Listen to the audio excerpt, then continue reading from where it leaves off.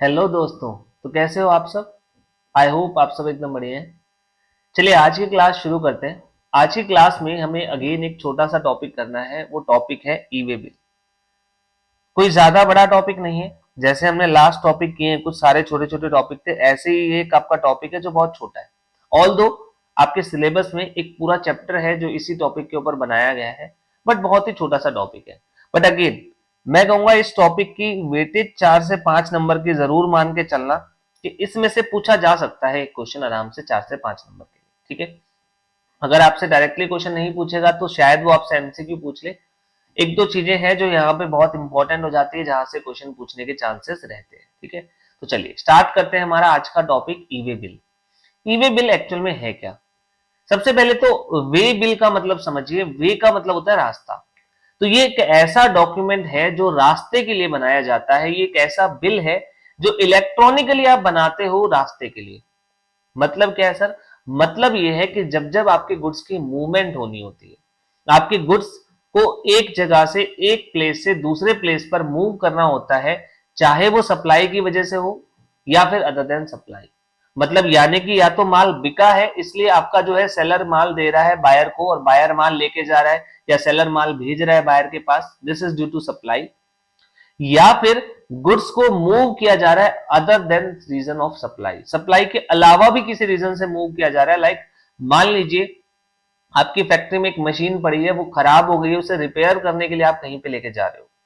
Goods को आपने किसी व्यक्ति के पास भेजा है ताकि सामने वाला उसके ऊपर अपने ऑपरेशंस परफॉर्म कर सके। That means job work basis पे आपने गुड्स को भेजा है। आपने गुड्स को भेजा है सामने वाले व्यक्ति के पास कि वो रखना चाहे तो रखेगा वरना वापस लौटा देगा। अगेन अभी सप्लाई हुई नहीं है, बट करंटली गुड्स का मूवमेंट तो जरूर हो रहा है। तो ऐसे न्यूमरस केसेस बन सकते हैं जहां पे गुड्स की मूवमेंट होती है विदाउट सप्लाई भी। तो हमारे पास एक डॉक्यूमेंट जनरेट करना होता है, जिसको आपका जो व्हीकल का ओनर है, जिसके पास गुड्स है, जो गुड्स लेके जा रहा है, उसे अपने पास वो डॉक्यूमेंट रखना पड़ेगा। एंड रास्ते में अगर चेकिंग होती है तो वो उसे डॉक्यूमेंट भी दिखाना पड़ेगा। उसी डॉक्यूमेंट का नाम है ई वे बिल। तो ई वे बिल की रिक्वायरमेंट गवर्नमेंट ने इंट्रोड्यूस किए जीएसटी के अंदर, और मेन पर्पस था टैक्स के इवेजन को रोकना। गवर्नमेंट का ई वे बिल के कॉन्सेप्ट बनाने का जो मेन रीजन था, मेन फोकस था, वो यही था कि जो टैक्स की इवेजन होती है उसे रोका जा सके। सर ई वे बिल बनाने से टैक्स की इवेजन कैसे रुकेगी? देखिए होता क्या था पहले। लेट से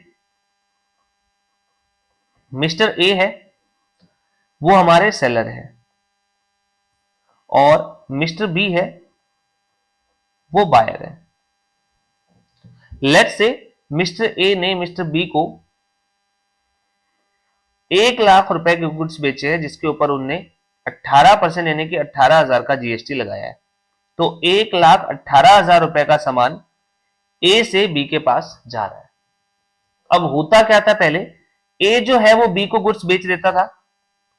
तो जब गुड्स बेचे जा रहे हैं तो एक प्रॉपर बिल बना दिया जाता था, और बी के जो ट्रक का जो ओनर है, ट्रांसपोर्टर है, उसको ये गुड्स के साथ साथ बिल भी ए जो है वो हैंड ओवर कर देता था कि ये लीजिए बिल और ये गुड्स ले जाइए। अब होता क्या है, रास्ते में अगर आपके ऑफिसर ने, कोई भी आपको ऑफिसर मिल जाता है जो चेकिंग करता है, तो अगर रास्ते में ऑफिसर मिलता है चेकिंग के लिए तो वो बिल देखता था।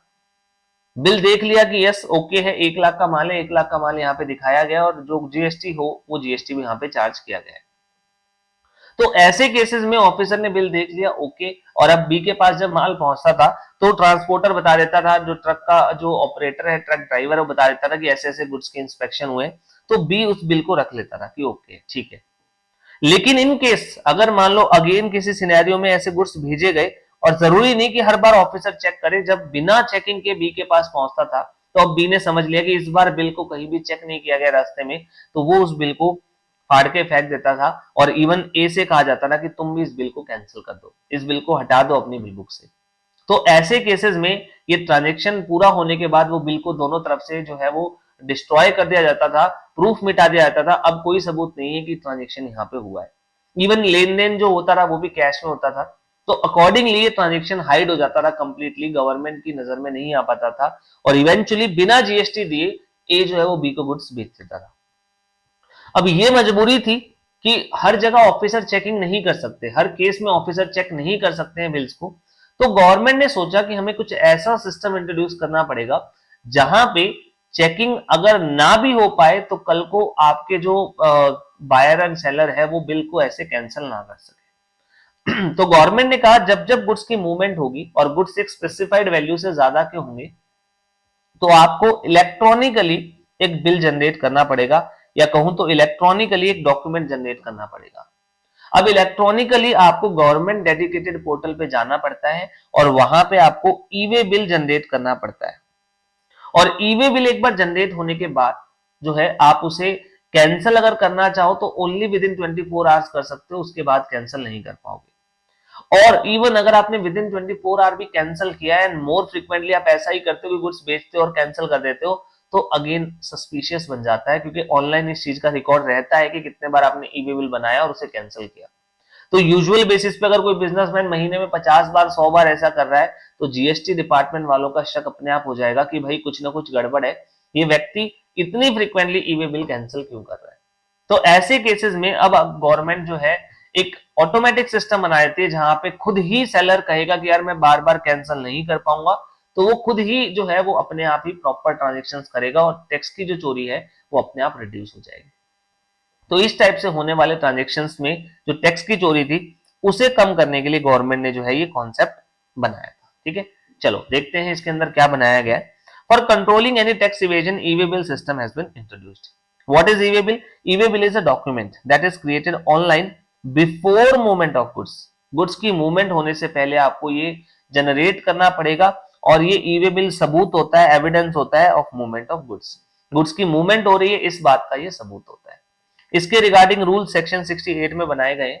सेक्शन 68 में क्या लिखा गया है एक्चुअल में? उसमें कहा गया है कि जब भी कोई व्यक्ति गुड्स को मूव कर रहा है, जो भी आपका ट्रक का ओनर है या जो भी व्हीकल है, वेसल है या एयरक्राफ्ट है, जो भी जिस भी चीज के थ्रू आपके गुड्स मूव कर रहे हैं, उसके ओनर को, उसके ट्रांसपोर्टर को, उसके पर्सन इन चार्ज को, उस गाड़ी के ड्राइवर को अपने पास इनवॉइस भी रखना है। इनवॉइस के साथ उसे ई वे बिल भी रखना पड़ेगा और गवर्नमेंट कुछ केसेस में स्पेशल डिवाइस भी नोटिफाई कर सकती है जो बेसिकली ट्रैकिंग पर्पज से होगी, वो भी गवर्नमेंट नोटिफाई कर सकती है। फॉर द टाइमिंग ऐसा कुछ नोटिफाइड नहीं है, but government notify later stage पे कर सकती है। ठीक है, रेडियो फ्रीक्वेंसी बेस्ड डिवाइस होगी, बट अभी ऐसा कुछ नहीं किया गया है। अभी के लिए आपको बिल के साथ साथ ई वे बिल की कॉपी रखनी है। कब रखनी होती है ई वे बिल की कॉपी? अगर कंसाइनमेंट वैल्यू 50,000 से ज्यादा का है। तो सेक्शन 68 कहता है, as per section 68, person in charge of a conveyance carrying any consignment of goods of value exceeding 50,000 shall carry e way bill. उसे ई वे बिल अपने पास रखना पड़ेगा। ई वे बिल से फायदे यूं है कि फिजिकल इंटरफेरेंस कम हो गया, बिकॉज ई वे बिल जब आपके पास बन जाता है उसके बाद एक बार चेकिंग होने के बाद मल्टीपल पॉइंट्स पे अगेन बार बार चेकिंग नहीं की जाती है, आप फ्रीली मूव कर सकते हो अगर आपने वैलिड ई वे बिल बनाया हुआ है तो। फास्टर मूवमेंट होती है जिसकी वजह से and improved turn around time हो जाता है ट्रक्स के लिए, क्योंकि देखिए अगर रास्ते में बार बार इंस्पेक्शन नहीं होगी, ऑफिसर्स वगैरह बार बार नहीं रोकेंगे, तो आप जल्दी जाके जल्दी वापस आ सकते हो। हेंस ट्रक ऑपरेटर्स के लिए भी जो है बहुत ज्यादा ही बेनिफिशियल है। जनरेट कैसे होता है? ये ऑनलाइन जनरेट होता है और इसका एक फॉर्म है जीएसटी EWB 01, इसके थ्रू जनरेट किया जाता है और गवर्नमेंट की वेबसाइट है eWaybill.gst.gov.in, जिसके थ्रू आप इसको जनरेट कर सकते हो। जब भी ये जनरेट होगा तो हमेशा एक यूनिक ई वे बिल नंबर जनरेट होगा। ठीक है, हमेशा एक यूनिक ई वे बिल नंबर जनरेट होता है जिसे हम EWB नंबर भी कहते हैं। ये जो जनरेट होता है ये ऑनलाइन भी किया जा सकता है। गवर्नमेंट ने इसके लिए एक एप्लीकेशन भी बना रखी है जो आप प्ले स्टोर से डाउनलोड करके इसको बना सकते हो। एसएमएस के थ्रू भी जनरेट हो सकता है एंड इवन आप जो अकाउंटिंग सॉफ्टवेयर यूज करते हो उसको भी एपीआई एक्सेस दे सकते हो आप, जिसके थ्रू आप जो है उसी सॉफ्टवेयर जिसके थ्रू आप अकाउंटिंग करते हो वहीं से डायरेक्टली भी अपना ई इनवॉइस जनरेट या ई वे बिल जनरेट कर सकते हो। ठीक है, चलो दोनों ही चीजें जनरेट हो सकती है। आगे क्या कहा गया? ई वे बिल कौन जनरेट कर सकता है? ई वे बिल सप्लायर भी जनरेट कर सकता है, रेसिपिएंट भी जनरेट कर सकता है और इवन ट्रांसपोर्टर भी जनरेट कर सकता है। ठीक है, तीनों के पास पावर है ई वे बिल जनरेट करने की। ठीक है, अब ई वे बिल जनरेट करने के लिए अगर याद रखना ट्रांसपोर्टर अनरजिस्टर्ड है, अगर वो रजिस्टर्ड हुआ तो वो अपना जीएसटी के थ्रू आईडी बना के सिंपली ई वे बिल बना सकता है। लेकिन अगर ट्रांसपोर्टर अनरजिस्टर्ड है तो उसे इस केस में ई-वे बिल की ही जो है बनाने से पहले एक रजिस्ट्रेशन लेना पड़ता है, टेम्परेरी इनरोलमेंट नंबर लेना पड़ता है जिसे हम ट्रांसिन कहते हैं। वो भी जीएसटी नंबर जैसा ही होता है, उसी फॉर्मेट में आता है, बट याद रखना ये जीएसटी नंबर नहीं होता, ये टेम्परेरी आईडी अलॉट होती है जो आपका व्हीकल का ऑपरेटर है, जीटीए वाला है उसे, सो दैट वो ई-वे बिल बना सके। ठीक है, चलो ई-वे बिल इशू होता है मूवमेंट के लिए, मूवमेंट चाहे सप्लाई की वजह से हो या अदरवाइज हो, ये मैं आपको ऑलरेडी बता चुका हूं। ई-वे बिल कौन जनरेट करेगा? ई-वे बिल वो व्यक्ति जनरेट करेगा जो मूवमेंट करवा रहा है। लाइक मान लीजिए बायर ने गुड्स परचेज किए हैं, वो सेलर की फैक्ट्री पे जाके माल परचेज करता है, वहीं से खुद से मूवमेंट करके गुड्स लेके जा रहा है, तो इस केस में जो पर्सन लाइबल फॉर मूवमेंट है वो है बायर, और hence e way bill buyer generate करेगा, उसी की रिस्पॉन्सिबिलिटी है। सेकेंड केस, सेलर ने कहा था बायर से कि भाई मैं पहुंचा दूंगा तुम्हारी फैक्ट्री गुड्स, तो ऐसे केसेस में सेलर ने एक्सेप्ट किया था, सेलर ने एग्री किया था गुड्स की मूवमेंट करने के लिए, तो seller is the liable person और वो ई-वे बिल बनाएगा। ठीक है, लेकिन याद रखना अगर आपका सेलर अनरजिस्टर्ड है, अगर आपका सेलर अनरजिस्टर्ड है एंड बायर रजिस्टर्ड है, तो फिर बायर की रिस्पॉन्सिबिलिटी होगी कि वो ई-वे बिल बनाए because he is registered person. ठीक है, चलो नेक्स्ट, ई-वे बिल कब रिक्वायर्ड होता है? जैसा कि अभी बताया मैंने, कंसाइनमेंट वैल्यू अगर 50,000 से ज्यादा है तो ई-वे बिल आपका बनाना पड़ता है। बट यहां पे ये चीज समझनी बहुत जरूरी है कि कंसाइनमेंट वैल्यू क्या होती है। अब ये बहुत इंपॉर्टेंट है। मान लेते हैं ए ने बी को गुड्स बेचे हैं, जो गुड्स बेचे गए हैं वो है आपके 40,000 रुपए, प्लस मान लेते हैं इसके ऊपर 28% जीएसटी है। 40,000 रुपए प्लस इसके ऊपर 28% जीएसटी यानी 11,200 का जीएसटी है। तो गुड्स की वैल्यू है 40,000 रुपए और उसके ऊपर जो जीएसटी है वो है 11,200। अभी टोटल हो गया 51,200। तो हमें जब चेक करना है कि ई-वे बिल बनाना है या नहीं बनाना, तो हमें क्या चेक करना है? क्या हमें ये 40,000 गुड्स की वैल्यू देखनी है या हमें टोटल वैल्यू देखनी है इंक्लूडिंग टैक्स? तो हमारा लॉ कहता है जब आप कंसाइनमेंट वैल्यू देखोगे तो जीएसटी इंक्लूड करके देखना, दैट मींस इस केस में 51,200 कंसाइनमेंट वैल्यू माना जाएगा और हाँ इस केस में आपको ई-वे बिल बनाना पड़ेगा। क्लियर है यहां तक?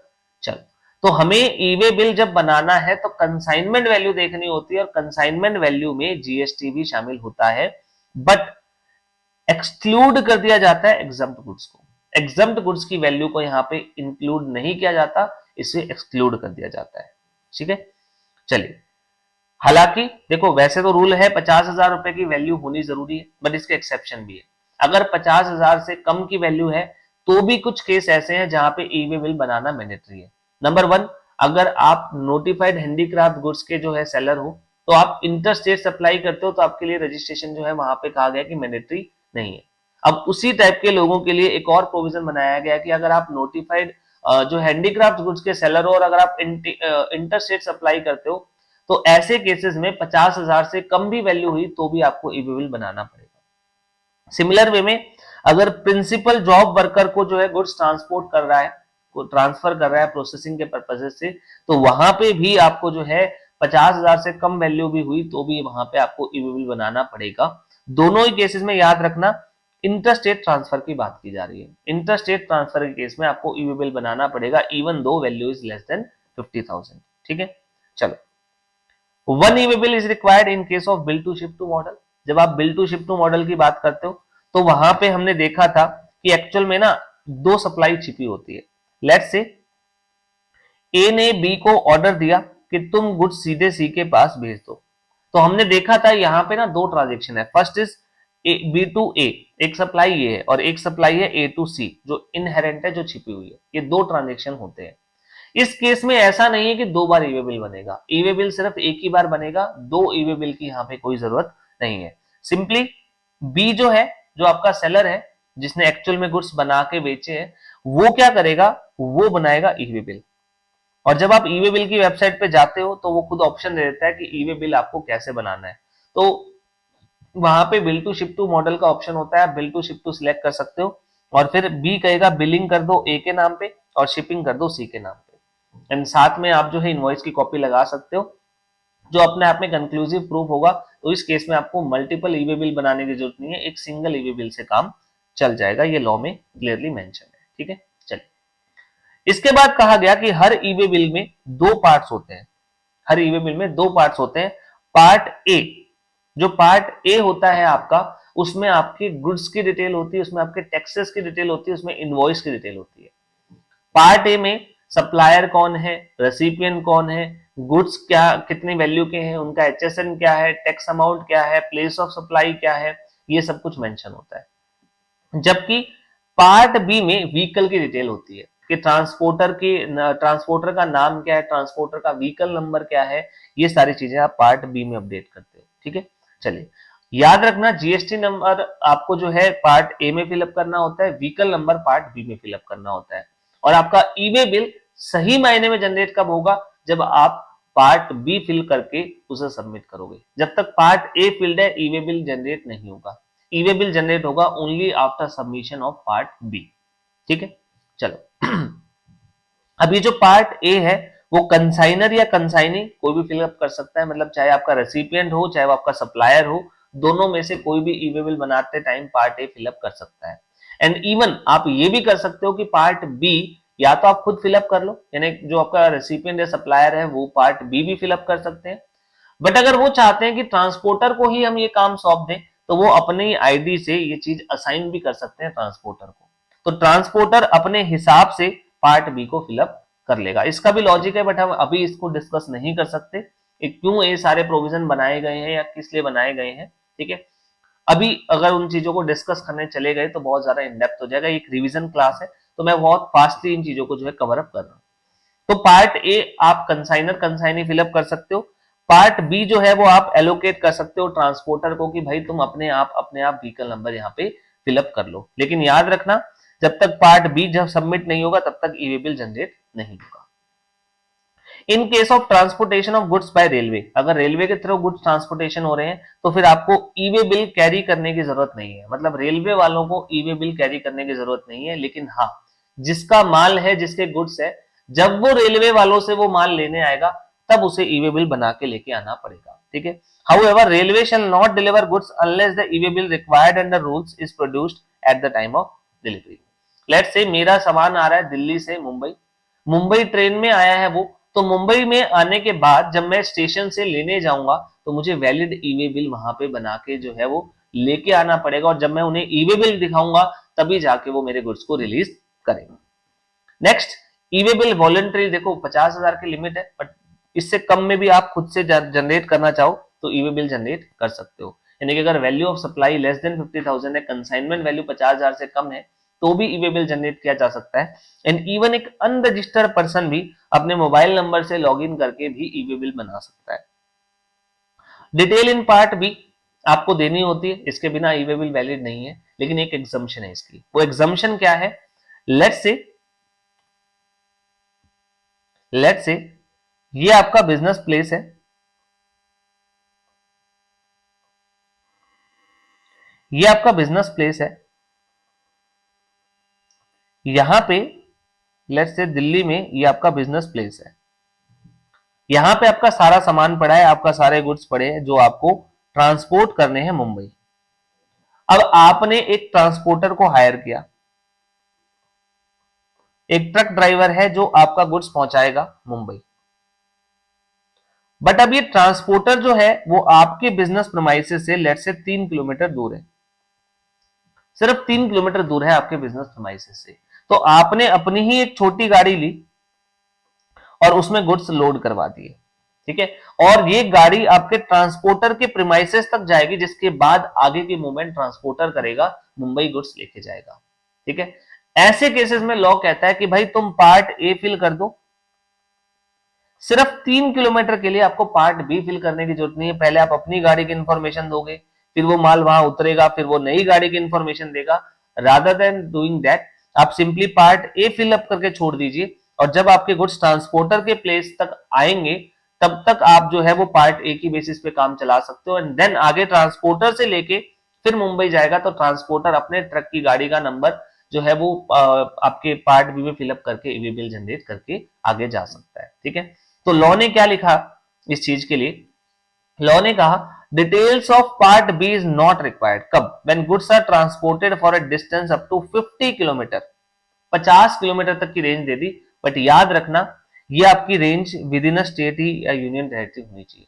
सेम स्टेट या यूनियन टेरिटरी के अंदर अंदर ये 50 किलोमीटर होने चाहिए, और ये place of business of consignor यानी माल भेजने वाला और ट्रांसपोर्टर के बीच में होगा, या फिर माल वापसी में भी हो सकता है। सेम ऐसे ही जैसे अभी ये माल जा रहा है, हो सकता है मुंबई से ट्रांसपोर्टर के पास आया हो और ट्रांसपोर्टर से फिर ये कंसाइनी रिसीव करेगा, तो भी सेम सिचुएशन रहती है। आप खाली पार्ट ए की बेसिस पे इन गुड्स को लेके जा सकते हो। ठीक है, चलिए आगे कहा इन case of change in vehicle, अगर व्हीकल चेंज हो जाता है तो आप पार्ट बी अपडेट कर दोगे, उसमें नया व्हीकल का नंबर डाल सकते हो। लाइक एक्सीडेंट हो गया, गाड़ी खराब हो गई, किसी वजह से आपको व्हीकल बदलना पड़ रहा है, तो आप नए व्हीकल का डिटेल जो है वहां पे पार्ट बी में फिलअप करके आगे मूव कर सकते हो। चलो in case of movement of multiple consignment with multiple EWB, अगर एक ही गाड़ी में एक ट्रांसपोर्टर है, वो 10 अलग अलग लोगों के माल लेके जा रहा है, उसी के अंदर 10 अलग अलग लोगों के पास लेके जा रहा है, तो लेट से सबकी वैल्यू 50,000 से ज्यादा है, तो उसके पास 10 अलग अलग ईवी बिल होंगे, 10 के 10 अलग अलग इनवॉइसेस होंगे। तो रास्ते में लेट से ऑफिसर मिलता है तो चेकिंग करवाना बहुत बर्डनसम काम हो जाएगा। हर एक बिल के अलग अलग ईवी बिल मेंटेन करना, सबकी डिटेलिंग चेकिंग करवाना बहुत लंबा काम हो जाता है। तो लॉ ने कहा है ये करने की बजाय आप एक कंसोलिडेटेड ईवी बिल भी रख सकते हो। याद रखना इंडिविजुअल ईवी बिल सारे बनाने पड़ेंगे। कंसोलिडेटेड ईवी बिल क्या कहता है कि आप इंडिविजुअल ईवी बिल कैरी करने के बजाय एक जो है एक ट्रिप शीट टाइप दे सकते हो, जिसके अंदर सभी ईवी बिल की डिटेल्स होगी और आप ये भी दिखाते हो उसमें कौन सा माल कहां पे जा रहा है। तो मल्टीपल ईवी बिल कैरी करने के बजाय वहां पे एक सिंगल ईवे बिल से काम चल जाएगा, कंसोलिडेटेड ईवे बिल से काम चल जाएगा।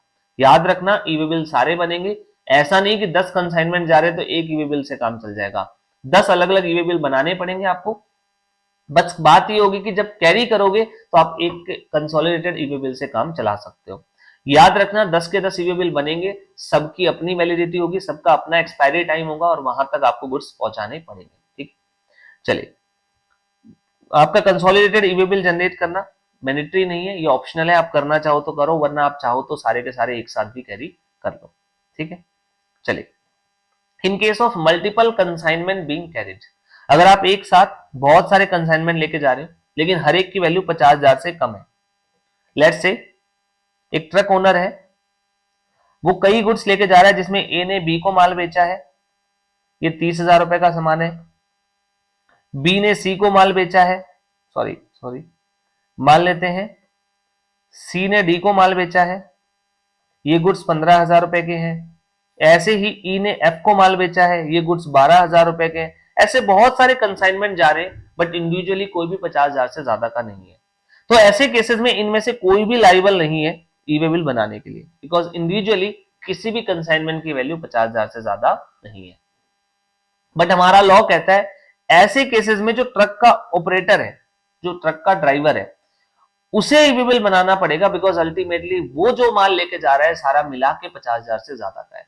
तो ऐसे केसेस में transporter is the person who is liable to generate e way bill, इस ट्रांसपोर्टर को ई-वे बिल बनाना पड़ेगा। ठीक है, ये मल्टीपल कंसाइनमेंट के रूल होते हैं। ठीक है, हालांकि ये रूल रेलवे पे, एयर पे और वेसल पे अप्लाई नहीं करता, सिंपली कहूं जो आपके ट्रक्स है सिर्फ उनके लिए रूल बनता है। Next, information submitted while preparing e-way bill is auto populated in GSTR 1, ये हम पहले भी डिस्कस कर चुके हैं कि ई इनवॉइसिंग की इंफॉर्मेशन ऑटोमेटिकली ई-वे बिल की वेबसाइट पे चली जाती है और जीएसटीआर 1 में सिमिलर वे में ई-वे बिल में जो इंफॉर्मेशन जाती है वो ऑटोमेटिकली जीएसटीआर 1 में ऑटो पॉपुलेट हो जाती है। ई-वे बिल को कैंसिल किया जा सकता है, यस, लेकिन विद इन 24 आवर ही कैंसिल किया जा सकता है, बाद में आप कैंसिल नहीं कर पाओगे। हालांकि आप इसे अमेंड नहीं कर सकते, एक बार बन गया तो उसके बाद मॉडिफाई नहीं होगा, आप इसे कैंसिल कर सकते हो। हाँ, व्हीकल नंबर जरूर अपडेट हो जाते हैं। ठीक है, आल्सो अगर आपका ई-वे बिल रास्ते में वेरीफाई हो गया तो कैंसिल नहीं हो सकता और कैंसिल करने का रीजन भी नहीं बनता। अगर ऑफिसर ने देख ही लिया है कि गाड़ी रास्ते में है तो फिर आप कैंसिल कैसे कर रहे हो? कैंसिल करने का तो मतलब है कि माल गया ही नहीं, तो माल गया नहीं तो रास्ते में चेक कैसे हो गया? तो ई-वे बिल आपका जो है वो एक बार अगर रास्ते में चेक हो गया तो उसके बाद आप उसे कैंसिल नहीं कर सकते। नेक्स्ट, ई-वे बिल की ना एक वैलिडिटी होती है। वैलिडिटी का मतलब क्या है कि आज आपका ई-वे बिल बना है तो आपको एक फिक्स टाइम के अंदर अंदर गुड्स को डिलीवर करना पड़ेगा सामने वाले के पास। अगर आप ऐसा नहीं करते हो और आपका ई वे बिल एक्सपायर हो जाता है और रास्ते में माल आपका अभी भी पकड़ा जाता है तो आपके ऊपर पेनल्टी लगाई जा सकती है। तो ई वे बिल की वैलिडिटी होती है, मतलब ये बिल आपका एक वैलिडिटी के साथ आता है कि इतने समय के अंदर अंदर आपको गुड्स डिलीवर करने हैं। तो आप कहोगे सर इसमें तो बहुत ज्यादा रश वाला काम हो जाएगा, तो मैं कहूंगा बिल्कुल नहीं। यहाँ गवर्नमेंट ने बहुत एम्पल टाइम दिया है आपको, अगर आप इतने में भी नहीं पहुंचा सकते तो दैट मीन्स आपकी नीयत में खोट है, आप कुछ और करने की सोच रहे हो। तो देखिए क्या कहा गया, जो नॉर्मल व्हीकल्स होते हैं, लाइक आपके सामने जो नॉर्मल ट्रक्स वगैरह चलते हैं, उनको कहा गया कि अगर आपको 200 किलोमीटर तक का डिस्टेंस ट्रेवल करना है तो हम आपको एक पूरा दिन देते हैं। आप सोचिए 200 किलोमीटर के लिए पूरा सिंगल डे आपको मिल रहा है। 200 किलोमीटर के लिए अगर आप यूजुअली 40 की स्पीड से भी चलते हो तो 5 घंटे काफी है, बट गवर्नमेंट आपको एक पूरा दिन दे रही है और उसके बाद भी हर 200 किलोमीटर के लिए आपको एक एडिशनल दिन दिया जाएगा। मतलब लेट्स से मुझे अगर 960 किलोमीटर जाना है तो मुझे 5 पूरे दिन मिलेंगे ट्रैवल करने के लिए, 5 पूरे दिन, 5 कंप्लीट डेज मुझे मिलेंगे। सिमिलर वे में अगर आपका जो व्हीकल है वो ओवर डायमेंशनल कार्गो है, ओवर डायमेंशनल कार्गो आपने देखा होगा कई बार बहुत लंबे लंबे बड़े बड़े ट्रक्स जाते हैं जो बहुत ही स्लो स्पीड से चलते हैं, मुश्किल से उनकी स्पीड 5-10 किलोमीटर पर आवर की होती है, ठीक है। तो वो बहुत ही स्लोली चलते हैं क्योंकि बहुत ज्यादा उनके पास जो है सामान होता है और बहुत स्लो चलते हैं क्योंकि उनका डायमेंशन बहुत बड़ा होता है। अगर ऐसा कोई ट्रक है तो वो आपका पूरे दिन में 200 किलोमीटर तो चल नहीं पाएगा, तो गवर्नमेंट ने क्या उनके लिए सिर्फ 20 किलोमीटर का एक दिन दे देते हैं। अगेन मोर देन सफिशिएंट है। अगर आप 5 किलोमीटर की भी स्पीड से चलते हो, सिर्फ और सिर्फ 5 किलोमीटर की स्पीड से, तो भी 4 घंटे में आप 20 किलोमीटर कवर कर सकते हो। फिर भी ये देखते हुए कि ये बड़े व्हीकल्स होते हैं और इनको ट्रेवल करने में बहुत समय लगता है, तो गवर्नमेंट ने हर 20 किलोमीटर के लिए एक पूरा दिन अलॉट किया है। एंड इवन अगर आप बात करो मल्टी मॉडल ट्रांसपोर्टेशन की, मल्टी मॉडल ट्रांसपोर्टेशन एक ऐसा सिस्टम होता है जहां पे आप बार बार मोड्स ऑफ ट्रांसपोर्ट बदलते हो। लाइक पहले माल आपका ट्रक से गया, फिर कुछ देर बाद ट्रक से वो शिप में चला गया, फिर आगे शिप से जा रहा है, फिर आगे किसी और व्हीकल या वेसल से जा रहा है, तो ऐसे मल्टीपल पार्ट में वो मूवमेंट करता है। ऐसे केसेस में अगर आपका कोई भी पार्ट शिप के थ्रू है, मतलब आपकी जर्नी में लेट से पहले ट्रक से माल गया, ट्रक से आगे गया, फिर मान लेते प्लेन में गया, प्लेन से फिर शिप में गया, ऐसे किसी भी लेग में किसी भी पार्ट में अगर आपका शिप आ जाता है तो भी आपको यही समय मिलता है, बिकॉज शिप की अगेन स्पीड स्लो होती है। तो गवर्नमेंट ने कहा अगर आपका ट्रांसपोर्टेशन मल्टी मॉडल है, मतलब लेट से पहले ट्रक, ट्रक से फिर ट्रेन, ट्रेन से फिर आपका प्लेन, प्लेन से फिर शिप, तो ऐसे केसेस में शिप आ गई ना बीच में तो आपको अगेन इसी हिसाब से वैलिडिटी दी जाएगी अगर मल्टी मॉडल ट्रांसपोर्ट है। और याद रखना ये जो वैलिडिटी काउंट है वो कब से होती है। लेट्स से आज आपने ईवी बिल बनाया है, आज तारीख है मान लेते हैं 1 जनवरी, आज 1 जनवरी को अगर आपने ईवी बिल बनाया है एंड मान लेते हैं 250 किलोमीटर दूर आपको जाना है, तो पहली बात हर 200 किलोमीटर का एक दिन मिलता है, तो 250 किलोमीटर के लिए आपको 2 कंप्लीट डेज मिल जाएंगे ऑलरेडी। और वो 2 दिन भी कब से काउंट होंगे, आपने अगर 1 जनवरी को लेट से सुबह 10 बजे ही बिल बना दिया, 1 जनवरी को सुबह 10 बजे बिल बना दिया, तो याद रखना ये 2 दिन की काउंटिंग शुरुआत होगी रात के 12 बजे 1 जनवरी से, मतलब आज का भी पूरा दिन मिल गया। और 1 जनवरी को रात को 12 जब बजेंगे, यानी कि टेक्निकली 2 जनवरी शुरू हो जाएगी, तब से वो 2 दिन काउंट होंगे। तो सिंपली कहूं तो जब रात के 12 बजेंगे 3 जनवरी को, तब तक का आपके पास समय आ जाएगा। अगर मैं इफेक्टिवली देखूं ना तो आपके पास यहाँ पे सुबह 12 बजे अगर आपने जनरेट कर दिया तो रात तक के 14 घंटे, रात के 12 बजे तक के 14 घंटे, और अगले 2 दिन यानी कि इफेक्टिवली 62 घंटे आपको मिल जाते हैं सिर्फ 250 किलोमीटर दूर जाने के लिए, जो मेरे हिसाब से मोर देन सफिशिएंट है। इतना टाइम आपको मिल रहा है, बहुत एम्पल है। अनलेस कोई अनफोर्सिन कोई चीज हो जाती है, लाइक मान लीजिए व्हीकल खराब हो जाता है, कोई एक्सीडेंट हो जाता है, कोई रास्ते में दंगे फसाद हो जाते हैं, या किसी बड़े जाम में आप फंस जाते हो, अदरवाइज 62 घंटे बहुत होते हैं अगर 250 किलोमीटर के हिसाब से बात करें इस मेरे एग्जाम्पल में, ठीक है। चलिए, तो गवर्नमेंट ने आपको एम्पल टाइम दिया, और इवन गवर्नमेंट कहती है अगर कुछ ऐसी घटना घट भी जाती है जैसे एक्सीडेंट हो गया है या कोई दंगे फसाद है या किसी भी वजह से बहुत बड़ा जाम लगा हुआ है, तो आप अपने ईवी बिल का एक्सटेंशन भी करवा सकते हो with in 8 our from the time of its expiry. Expiry से 8 घंटे पहले या एक्सपायरी के 8 घंटे बाद तक का समय है आपके पास, आप अपने ईवी बिल को एक्सटेंड करवा सकते हो। याद रखना एक्सटेंशन इससे पहले और बाद में पॉसिबल नहीं है, एक्सटेंशन सिर्फ इस दौरान ही आपको करवाना पड़ता है। E-way bill in one state is valid in another state. अगर आप हरियाणा में हो, आप दिल्ली में हो, आपने अपने स्टेट से ई-वे बिल जनरेट करके गाड़ी निकाली है, तो आप चाहे फिर 10 राज्यों से चले जाना, वो एक ही ई-वे बिल आपका हर स्टेट में मान्य होगा, एक्सेप्टेबल होगा। चलो, अदर पार्टी आपकी जो है वो ई-वे बिल को रिजेक्ट कर सकती है। लेट्स से सिचुएशन कुछ ऐसी है, ए आपका सप्लायर है और बी आपका रेसिपिएंट। हुआ क्या, ए ने बिल बनाया है बी के नाम पे और ए ने ई-वे बिल भी बना दिया बी के नाम पे। अब ई-वे बिल जैसे ही ए बनाएगा तो इसकी इंफॉर्मेशन बी के पास भी चली जाएगी कि आपके नाम पे ए ने ई-वे बिल बनाया है, ये मैसेज आ जाएगा बी के पास। अब कई बार ऐसा हो सकता है कि बाय मिस्टेक कोई आपके नाम पे, आपके नंबर पे, जीएसटी नंबर पे ई-वे बिल बना दे, तो बी को पता चला कि भाई हमने तो किसी ए से कोई गुड्स परचेज ही नहीं की, तो बी के पास एक ऑप्शन होगा कि वो विद इन 72 आवर्स इस मैसेज के रिसीव होने के, इस इंफॉर्मेशन के रिसीव होने के 72 घंटों के अंदर अंदर वो उस ई-वे बिल को रिजेक्ट कर सकता है कि भाई मैंने कोई माल नहीं खरीदा, मिस्टर ए तुम चेक करो किसी और पार्टी को बेचा होगा। ठीक है, तो ये रिजेक्शन की पावर भी आप सामने वाली पार्टी को दी गई है। दोनों तरीके से होता है, रेसिपिएंट भी ई-वे बिल बना सकता है जहां वो कह सकता है कि मैंने ए से गुड्स खरीदे हैं, तो अगेन फिर सप्लायर के पास इंफॉर्मेशन जाएगी कि मिस्टर बी कह रहा है मैंने आपसे गुड्स खरीदे और उसके नाम का ई-वे बिल बना रहा है, तो फिर अगेन ए अगेन डिनाई कर सकता है कि मैंने तो किसी बी को माल नहीं बेचा है, तो वही 72 घंटे का समय इसे भी मिलता है। तो अदर पार्टी रेसिपिएंट या सप्लायर दोनों हो सकते हैं, can reject the e-way bill within 72 hours of generation और time of delivery of goods whichever is earlier. Delivery से पहले पहले या 72 घंटे जो भी पहले हो जाए, आप ई-वे बिल को जो है वो रिजेक्ट कर सकते हो। लेकिन याद रखना, अगर आपने मैसेज देख के इग्नोर कर दिया तो ये अज्यूम किया जाएगा कि आपने एक्सेप्ट कर लिया, मतलब अगर आपने रिजेक्ट नहीं किया है तो माना जाएगा आपने एक्सेप्ट कर लिया है। ठीक है, चलो, जो आपका पर्सन इंचार्ज होता है व्हीकल का, उसे ई-वे बिल कैरी करना होता है अपने साथ, और अगर ऑफिसर मांगता है तो उसे वो प्रेजेंट भी करना पड़ेगा। इन case of inspection of vehicle, vehicle का इंस्पेक्शन हो सकता है रास्ते में, तो प्रॉपर ऑफिसर इंस्पेक्शन की रिपोर्ट सबमिट करता है। अगर रास्ते में आपकी गाड़ी की चेकिंग होती है जिसमें आपका माल जा रहा था, तो प्रॉपर ऑफिसर एक रिपोर्ट बनाता है। उस रिपोर्ट के दो पार्ट होते हैं, part A and part B. Primary reporting part A में होती है जो विद इन 24 आवर करनी होती है, लेकिन secondary reporting and full fledge reporting भी जिसे मैं कह सकता हूं, वो आपकी पार्ट बी में होती है, जिसे आपको with in 3 days of the inspection file करनी होता है। लेकिन अगर आपका प्रॉपर ऑफिसर रिक्वेस्ट करता है कमिश्नर से कि सर जेन्युइन रीजन थे मैं रिपोर्ट फिलअप नहीं कर पाया, तो 3 डेज के लिए इसे एक्सटेंशन भी मिल सकता है। ठीक है, ये क्लैरिकल काम है, ये ज्यादा एग्जाम के लिए इंपॉर्टेंट नहीं है।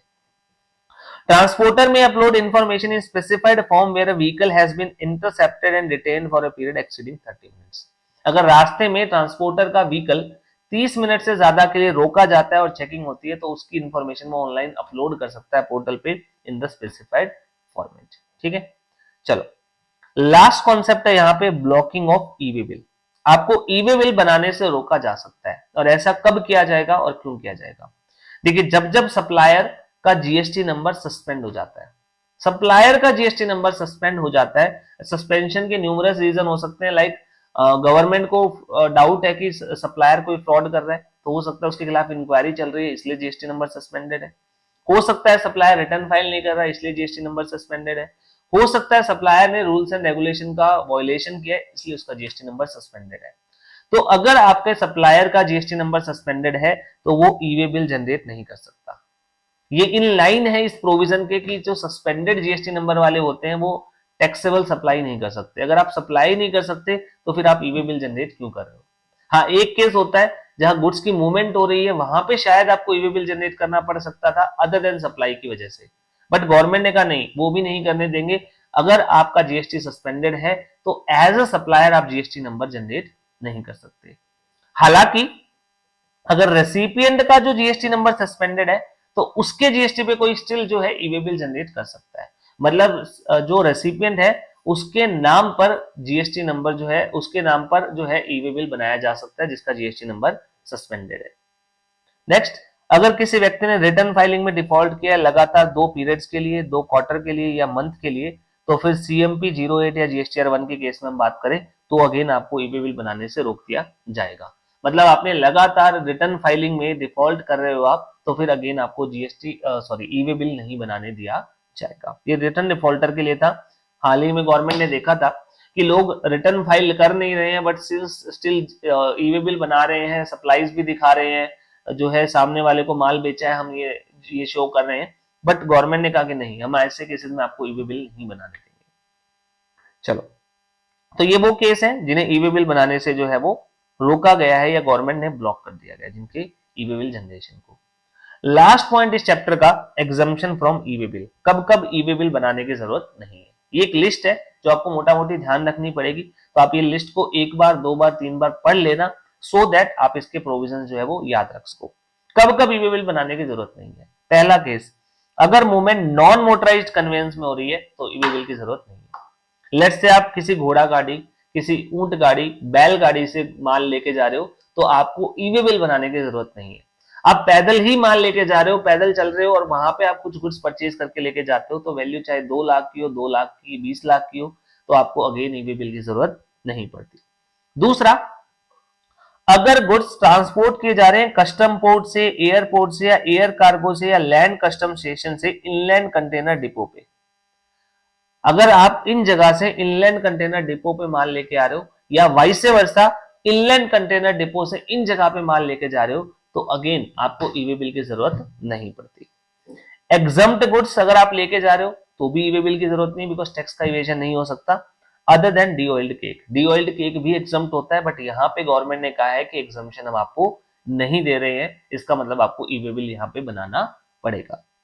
Next, transportation of non GST products. अगर आप non GST product like alcoholic liquor for human consumption, या 5 वो जो आपके पेट्रोलियम प्रोडक्ट्स है उनको ट्रांसपोर्ट कर रहे हो, तो अगेन ई वे बिल की जरूरत नहीं है, बिकॉज ये भी काइंड ऑफ एग्जम्प्ट है जीएसटी में।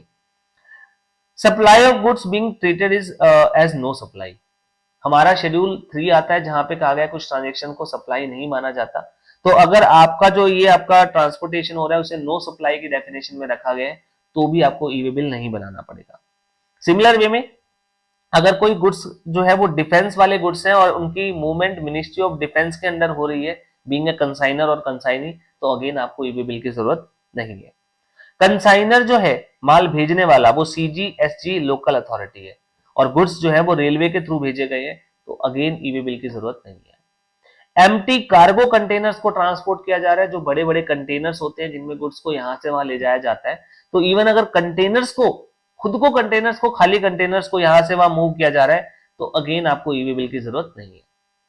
ट्रांसपोर्टेशन ऑफ गुड्स फॉर वेमेंट, आप किसी भी माल को वेमेंट के लिए किसी भी पॉइंट पे लेके जा रहे हो, किसी भी जो है आपके वेमेंट स्टेशन पे, जिसे हम धर्म काटा कहते हैं, जहां पे वजन किया जाता है गाड़ी का, वहां पे लेके जा रहे हो and distance up to 20 kilometre है, तो अगेन आपको वहां पे ई वे बिल बनाने की जरूरत नहीं पड़ेगी। याद रखना, ऊपर भी एक प्रोविजन आया था कि अगर आप ट्रांसपोर्टर के लोकेशन तक लेके जा रहे हो तो अप टू 50 किलोमीटर आपको जरूरत नहीं है, बट याद रखना वहां पे पार्ट बी फिलअप करने की जरूरत नहीं है, पार्ट ए तो फिल करना पड़ेगा। लेकिन यहाँ पे कहा गया है कि up to 20 kilometre e way bill की ही जरूरत नहीं है, तो मतलब ना पार्ट ए की जरूरत है ना पार्ट बी की जरूरत है, आप वेमेंट के लिए 20 किलोमीटर तक लेके जा सकते हो। वहां पे इवन ये भी कहा गया है कि वो सेम स्टेट के अंदर होना चाहिए, यहाँ पे ऐसी कोई जरूरत नहीं है, मतलब आप इंटर स्टेट भी 20 किलोमीटर तक लेके जा सकते हो। सिमिलर वे में, एम्प्टी सिलेंडर्स को अगर आप नॉन सप्लाई रीजन से यहां से वहां लेके जा रहे हो, तो भी आपको ई वे बिल की जरूरत नहीं है। एंड सिमिलर वे में, ये कुछ स्पेसिफाइड गुड्स है, इनके केस में भी आपको ई वे बिल की जरूरत नहीं है। लाइक एलपीजी, जो आपके पास सिलेंडर्स बिकते हैं, लिक्विड पेट्रोलियम गैस, जैसे हमारे घरों में सिलेंडर आता है, तो वहां पे भी सप्लाई हो रही है, वहां पे आपको ई वे बिल की जरूरत नहीं है। कैरोसिन बेचा जाता है जो पीडीएस के पब्लिक डिस्ट्रीब्यूशन सिस्टम के तहत, वहां ई वे बिल की जरूरत नहीं है।